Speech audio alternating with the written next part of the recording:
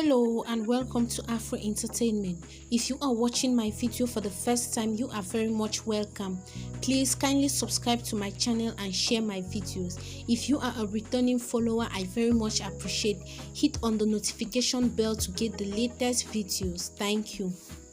Some will certainly wonder why one has opted to attribute to the ANC's highly contested step aside to President Cyril Ramaphosa. The rule was developed during his tenure and it actually has his fingers printed all over it. Presumably, Ramaphosa and National Executive Committee thought it worthwhile to implement the rule born out of a NASREC resolution to deal decisively with members who are embroiled in unbecoming conduct and, more importantly, corruption.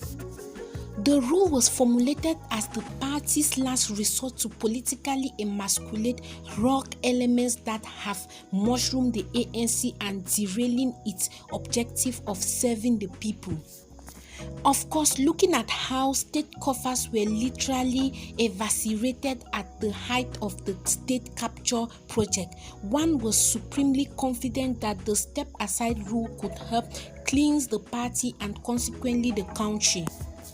It is fair to say that the suspension of Secretary General Ase Magashule was quite an important step by the ANC to demonstrate the country that those who are alleged to have engaged in corrupt activities ought to be dealt with, and dealt with for once and for all. This was the supposition that one had. However, corruption has still continued to take place unabated, and quite curiously but interesting is the fact that there is still undecisiveness when dealing with certain members involved in wrongdoings. Some South Africans on Twitter expressed repulsion at what they describe as double standards as far as dealing with corruption is concerned.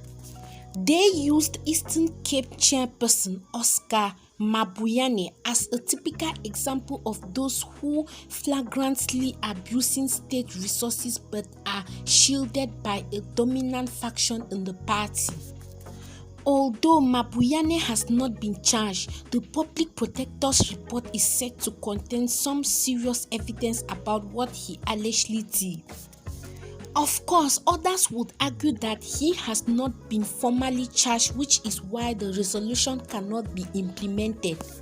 But considering that the National Prosecuting Authority was compromised and still is, are we really going to rely on the step-aside rule to deal with leaders who are found wanting? Is that how immoral our country has become? Thanks very much for listening, and please do well to leave your comments in the comment section down below.